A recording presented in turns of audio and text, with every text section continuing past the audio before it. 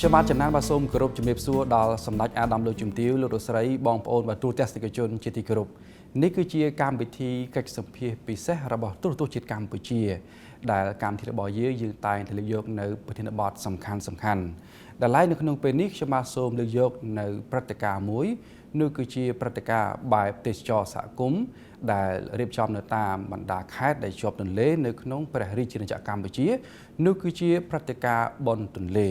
ដូច្នេះប្រធានបទដែលយើងនឹងជជែកពិសានៅពេលនេះគឺជាដំណើរឆ្ពោះទៅព្រឹត្តិការណ៍បុណ្យទន្លេលើកទី9ដែលឆ្នាំ2025នេះគឺនឹងរៀបចំនៅឯខេត្តតាកែវរយៈពេល3ថ្ងៃចាប់ពីថ្ងៃទី21ដល់ថ្ងៃទី23ខែមីនាឆ្នាំ2025ហើយនៅក្នុងពេលនេះខ្ញុំទទួលបានកិត្តិយសក្នុងការទទួលបាននៅវាគ្មិនពិសេសផ្ដល់នៅរឿងរ៉ាវខ្លឹមសារពាក់ព័ន្ធទៅនឹងព្រឹត្តិការណ៍បុណ្យទន្លេឆ្នាំ2025នេះគឺលោកជំទាវហ៊ុនដានីដែលជារដ្ឋលេខាធិការនិងជាអ្នកនាំពាក្យនៃក្រសួងទេសចរខ្ញុំបាទសូមគោរពជំរាបលោកជំទាវបាទ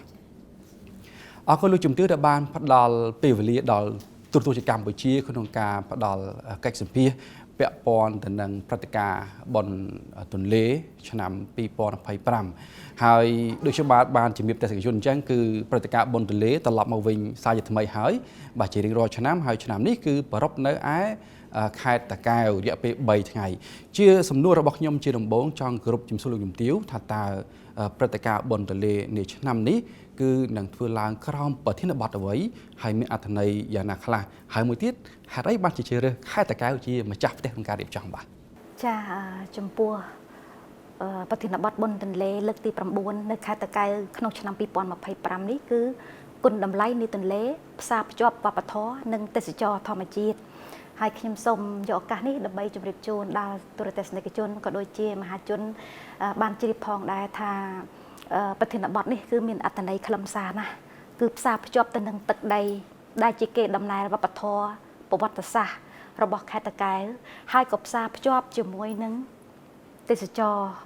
វប្បធម៌និងធម្មជាតិផងដែរជាការពិតណាស់គឺប្រធានបទនេះក៏ស្របជាមួយនឹងគោលនយោបាយរបស់រាជរដ្ឋាភិបាលដែលកំពុងតែបាញ់ឆ្ពោះនិងតម្រង់ទៅរកការអភិវឌ្ឍនៅតំបន់តាមដងទន្លេ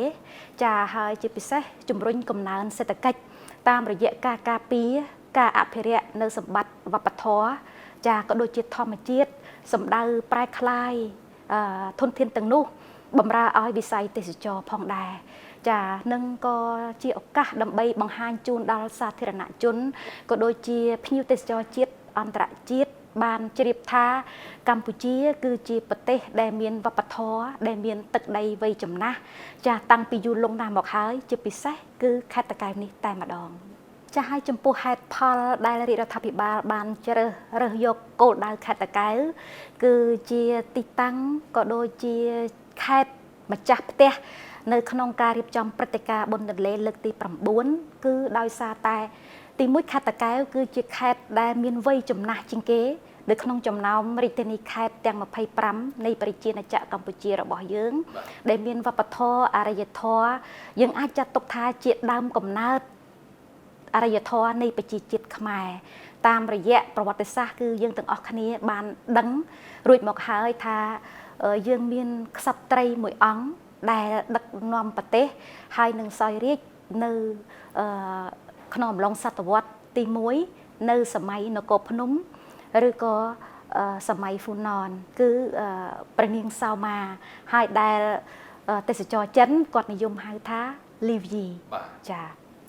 ទី2យោងទៅលើកត្តាទីតាំងភូមិសាស្ត្រចាខេត្តតាកែវចែកចេញជា2តំបន់ចាគឺតំបន់វាលទំនាបនិងតំបន់ដីគោកចានៅប៉ែកខាងកើតនៃខេត្តគឺជាតំបន់វាលទំនាបទឹកលិចដែលទទួលរងឥទ្ធិពលពីទឹកជំនន់ទន្លេមេគង្គគឺតែងតែធ្វើឲ្យ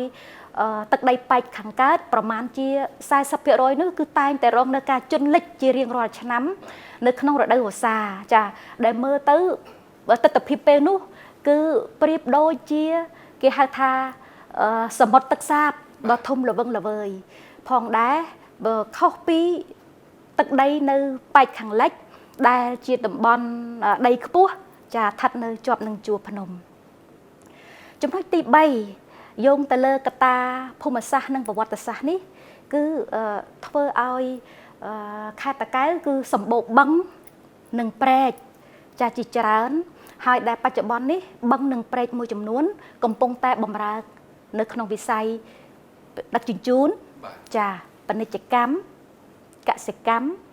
ធារាសាស្ត្រនិងទេសចរចាហើយជាក់ស្ដែងគឺខេត្តតាកែវមានព្រែកជីកបុរាណមួយដែលយើងទាំងអស់គ្នាបានដឹងគឺមានឈ្មោះថាព្រែកជីកហ្វូណនចាជាព្រែកជីកបុរាណដែលដើរតួនាទីសំខាន់ណាស់ទ្រទ្រង់នៅវិស័យសេដ្ឋកិច្ចកាលពីសម័យបុរាណកាលពីសម័យនគរភ្នំហើយបន្តមកដល់បច្ចុប្បន្ននេះគឺដោយសារតែប្រទេសកម្ពុជារបស់យើងមានសុខសន្តិភាពមានស្ថិរភាពនយោបាយពេញលេញចាក្រមអគ្គមគ្គុទ្ទេសក៍ដឹកនាំដ៏ឆ្នើមរបស់សម្ដេចអគ្គមហាសេនាបតីតេជោហ៊ុនសែនអតីតនាយករដ្ឋមន្ត្រីបច្ចុប្បន្នលោកជាប្រធានព្រឹទ្ធសភានៃប្រជាណាចក្រកម្ពុជាហើយបន្តមកសម្ដេចធិបតីហ៊ុនម៉ាណែតជានាយករដ្ឋមន្ត្រីនៃរាជរដ្ឋាភិបាលនីតិកាលទី7នេះគឺបានបង្កឱកាសឲ្យរាជរដ្ឋាភិបាលមានកាលានុវត្តភាពចាគ្រប់គ្រាន់នៅក្នុងការអភិវឌ្ឍនៅក្នុងការកោះរំលើងប្រព័ន្ធបណ្ដាញផ្លូវទឹកកម្ពុជាពីសម័យបុរាណឡើងវិញចាទៅជាការកសាងព្រែកជីកហ្វូណនដេជោដែលមែនទែនទៅគឺព្រែកជីកហ្វូណននេះគឺបានកប់បាត់នៅក្នុងប្រវត្តិសាស្ត្រអស់រយៈពេលជិត2000ឆ្នាំមកហើយចាហើយចំណុចទី3គឺខេត្តតាកែវមានទីតាំងបុរាណដ្ឋាននិងប្រាសាទបុរាណជាច្រើនដែលមានសក្តានុពលលើវិស័យទេសចរបូករួមជាមួយកសិកម្មឧស្សាហកម្មបង្កើតបានជាវប្បធម៌ត្រីកោណដែលអាចទាក់ទាញសាធារណជនមហាជនទូទៅជាពិសេសភ្ញៀវទេសចរជាតិអន្តរជាតិពីគ្រប់ទិសទីចាឲ្យមកលំហែកំសាន្តទស្សនកិច្ចក៏ដូចជាសិក្សាស្រាវជ្រាវផងដែរអរគុណលោកជំទាវឃើញថាស្ដាប់លោកជំទាវអំបញ្ញមិញខ្ញុំយល់ឃើញថាប្រជាពលរដ្ឋនៅខេត្តតាកែវក៏ដូចជាប្រជាពលរដ្ឋនៅតាមបណ្ដាខេត្តក្បែរនោះប្រកាសជាត្រៀមខ្លួនហើយក្នុងការទទួលបាននូវភាពសប្បាយរីករយៈពេល3ថ្ងៃនៅក្នុងខែមីនា21ដល់23សម្រាប់ព្រឹត្តិការណ៍បុណ្យទន្លេលើកទី9នេះអញ្ចឹងខ្ញុំបាទចង់គោរពជំរាបសួរលោកជំទាវថាតើនៅឆ្នាំនេះព្រឹត្តិការណ៍បុណ្យទន្លេមានជាព្រឹត្តិការណ៍អមអ្វីខ្លះក៏ដូចជាភាពតាក់ទាញដើម្បីផ្ដល់នូវភាពរីករាយជូនប្រកបយ៉ាងណាខ្លះដែរបាទចាតាមគម្រោងដែលបានរៀបចំគឺថាគណៈកម្មការអន្តរក្រសួងចាបានត្រៀមនៅព្រឹត្តិការណ៍អមសំខាន់ជាច្រើនដែលក្នុងនោះគឺមានដូចជាការតាំងពិព័រណ៍ផលិតផលសមិទ្ធផលក្នុងវិស័យទេសចរពិព័រណ៍ក្នុងវិស័យពាណិជ្ជកម្មចាផលិតផលក្នុងស្រុកកសិទេសចរចាម្ហូបអាហារនិងភេសជ្ជៈចាទី2គឺយើងមានរៀបចំនៅសិក្ខាសាលាដើម្បីពង្រឹងគុណភាពឧស្សាហកម្មទេសចរចារួមជាមួយនឹងការផ្ដល់នៅបានសរសើរជូនដល់អាជីវករឆ្នើមនៅក្នុងខេត្តតាកែវផងដែរចាទី3យើងមានព្រឹត្តិការណ៍កីឡាចាជាលក្ខណៈមហាជនជាច្រើនប្រភេទអមជាមួយនឹងកម្មវិធីបង្ហោះគោមចាហើយកម្មវិធីអុជកំជ្រួចក្រៅពីនេះក៏យើងបំផុសនៅចលនាមហាជនក៏ដូចជាប្រជាពលរដ្ឋទូទៅចូលរួមនៅក្នុងសកម្មភាពនៃការសម្អាតបរិស្ថានទីក្រុងក៏ដូចជាសហគមន៍នៅតាមបណ្ដាក្រុងស្រុកទូទាំងខេត្តតាកែវផងដែរចាអរគុណខ្ញុំគិតថាបងប្អូនប្រជាពលរដ្ឋខ្មែរយើងដែលធ្លាប់បានទៅលេងព្រឹត្តិការណ៍បុណ្យទន្លេកន្លងមកប្រកាសជាចង់ទៅចូលរួមសម្រាប់ឆ្នាំ2025នៅឯខេត្តតាកែវវិញម្ដងអរគុណលោកជំទាវឃើញថាការរៀបចំនៅព្រឹត្តិការណ៍រយៈពេល3ថ្ងៃហើយនៅក្នុងឆ្នាំនេះគឺជាឆ្នាំទី9ហើយក្នុងការរៀបចំនៅព្រឹត្តិការណ៍បុណ្យទន្លេលោកជំទាវក្នុងនាមក្រសួងទេសចរយល់ឃើញថាការរៀបចំនៅព្រឹត្តិការណ៍នេះ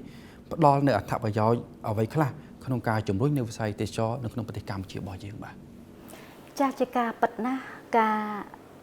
រៀបចំព្រឹត្តិការណ៍បុណ្យទន្លេគឺមិនមែនតែដើម្បីគ្រាន់តែជាព្រឹត្តិការណ៍ប៉ុណ្ណោះទេក៏ប៉ុន្តែគឺជាឱកាសដើម្បីផ្សព្វផ្សាយជំរុញលើកតម្លៃក៏ដូចជាផ្សព្វផ្សាយសក្តានុពលនៃខេត្តនៅតាមដងទន្លេចាចំណុចទី2នោះគឺអត្ថប្រយោជន៍នៃពិធីបុណ្យទន្លេនេះរាជរដ្ឋាភិបាល ជាពិសេសគឺគណៈកម្មការអន្តរក្រសួងរៀបចំបនទន្លេមានគោលបំណងនៅក្នុងការគ្រប់គ្រងគោលនយោបាយរបស់រាជរដ្ឋាភិបាលនៅក្នុងការអភិវឌ្ឍតំបន់តាមដងទន្លេចាពិសេសចូលរួមសម្រាប់នៅយុទ្ធសាស្ត្រពិពិធកម្មនៅក្នុងវិស័យទេសចរប្រកបដោយភាពសម្បូរបែបតាមរយៈការបង្កើតព្រឹត្តិការណ៍ទេសចរថ្មីហើយចំណុចទី3នោះគឺបំផុសចលនាមហាជនឲ្យចូលរួមនៅក្នុងសកម្មភាពគ្រប់គ្រងហើយឆ្វេងយល់ពីខ្លួនឯងក្នុងនាមជាម្ចាស់ផ្ទះថាតើខេត្តរបស់ខ្លួនជាពិសេសខេត្តតាកែវមានអ្វីដែលពិសេសមានអ្វីដែលជាសក្តានុពលក្នុងការបង្ហាញទៅដល់ភ្ញៀវទេសចរជាតិនិងអន្តរជាតិហើយអ្វីដែលសំខាន់គឺយើងបំផុសការចូលរួមរបស់មហាជនក៏ដូចជាភាគីពាក់ព័ន្ធទាំងអស់ឲ្យចូលរួមនៅក្នុងសកម្មភាពបង្កើនសោភ័ណភាពទីក្រុងក៏ដូចជាអនាម័យបរិស្ថានទីក្រុងនិងសហគមន៍រស់នៅឲ្យមានភាពកាន់តែល្អប្រសើរហើយនឹងការតាក់ទាញចាមើលទៅគឺចម្រុះពណ៌នៅក្នុងខេត្តតាកែវគឺមានន័យថាមិនមែនត្រឹមតែជាការទៅទស្សនាទៅមើលទៅលេងព្រឹត្តិការណ៍ទេក៏ប៉ុន្តែទៅមើលជីវភាពរស់នៅរបស់ប្រជាពលរដ្ឋនៅក្នុងខេត្តតាកែវទាំងមូលផងដែរបាទអរគុណលោកជំទាវខ្ញុំបានទទួលព័ត៌មានច្រើនហើយអំពីព្រឹត្តិការណ៍នៃបុណ្យទន្លេឆ្នាំ2025នៅខេត្តតាកែវនេះ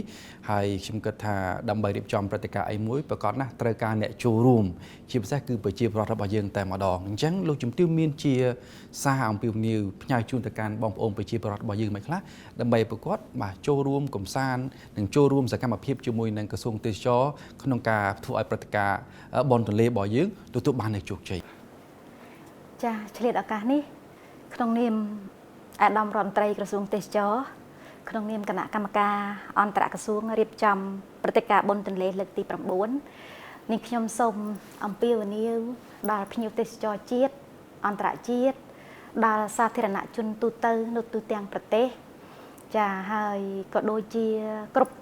អាជ្ញាធរពាក់ព័ន្ធចាកងកម្លាំងប្រដាប់អាវុធវិស័យឯកជនបងប្អូនអ្នកផលិតមាតិកាប្រព័ន្ធផ្សព្វផ្សាយចាទាំងអស់ចាគ្រប់ផ្នែកគ្រប់ភាគីពាក់ព័ន្ធទាំងអស់សូមចូលរួមទាំងអស់គ្នានៅក្នុងព្រឹត្តិការណ៍បុណ្យទន្លេលើកទី9នៅខេត្តតាកែវនេះដែលយើងខ្ញុំបានជម្រាបជូនហើយថាមានរយៈពេល3ថ្ងៃគឺនៅថ្ងៃទី21 22និង23ខែមីនាឆ្នាំ2025ហើយដែលពិធីបើកគឺនៅថ្ងៃទី22ខែមីនាស្ថិតក្រោមអធិបតីភាពដ៏ខ្ពង់ខ្ពស់បំផុតរបស់សម្ដេចធិបតីហ៊ុនម៉ាណែតនាយករដ្ឋមន្ត្រីនិងលោកជំទាវបណ្ឌិតពេជ្រច័ន្ទមនីដូច្នេះសូមយកឱកាសនេះដើម្បីចូលរួមទាំងអស់គ្នាគាំទ្រដល់ព្រឹត្តិការណ៍បុណ្យទន្លេចាគាំទ្រដល់វិស័យវប្បធម៌ទេសចរដែលមាននៅលើទឹកដីចំណាស់នៃខេត្តតាកែវស្របតាមប្រធានបទនៃបុណ្យទន្លេដែលគណៈកម្មការអន្តរក្រសួងជាពិសេសរាជរដ្ឋាភិបាលបានដាក់ចេញហើយចូលរួមទាំងអស់គ្នានៅក្នុងយុទ្ធនាការផ្សព្វផ្សាយទេសចរចាគឺដែលមានចំនួន3សំខាន់ចាគឺមានទេសចរដើម្បីទាំងអស់គ្នាដើម្បីទេសចរចាទី2ទេសចររីកលូតលាស់ក្នុងសន្តិភាពនិងទី3គឺបុគ្គលម្នាក់ជាអ្នកផ្សព្វផ្សាយទេសចរកម្ពុជាម្នាក់បាទខ្ញុំបាទសូមគោរពថ្លែងអំណរគុណលោកជំទាវដែលបានផ្ដល់ពេលវេលាផ្ដល់បទសម្ភាសន៍បាទខ្លឹមសារយ៉ាងលម្អិតនិងមានភាពតាក់ទាញពាក់ព័ន្ធនឹងព្រឹត្តិការណ៍បុណ្យទន្លេហើយក៏សូមគោរពជូនពរឲ្យបាទការរៀបចំព្រឹត្តិការណ៍បុណ្យទន្លេទទួលបានជោគជ័យនៅពេលខាងមុខនេះហើយខ្ញុំជឿជាក់ថាតាមរយៈបាទបទសម្ភាសន៍ពិសេសរបស់ទូតកម្ពុជានៅក្នុងពេលនេះបងប្អូនប្រជាពលរដ្ឋដែលកំពុងតាមដានទស្សនានឹងមានការចាប់អារម្មណ៍ហើយក៏ត្រៀមខ្លួននៅក្នុងការទៅលេងកម្សាន្តនៅក្នុងព្រឹត្តិការណ៍បុណ្យទន្លេដែលរៀបចំរយៈពេល3ថ្ងៃគឺចាប់ពីថ្ងៃទី21ដល់ថ្ងៃទី23ខែមីនាឆ្នាំ2025នៅខេត្តតាកែវទាំងអស់គ្នាអរគុណបាទទស្សនិកជនជាទីគោរពនិងជាទីមេត្រីកិច្ចសម្ភាសន៍ពិសេសអំពីដំណើរឆ្ពោះទៅព្រឹត្តិការណ៍បុណ្យទន្លេលើកទី9ឆ្នាំ2025ក៏បានមកដល់ទីបញ្ចប់នៅខណៈនេះខ្ញុំបាទចំណាននិងលោកជំទាវវាគ្មិនពិសេសរបស់យើងសូមអរគុណនិងសូមគោរពលា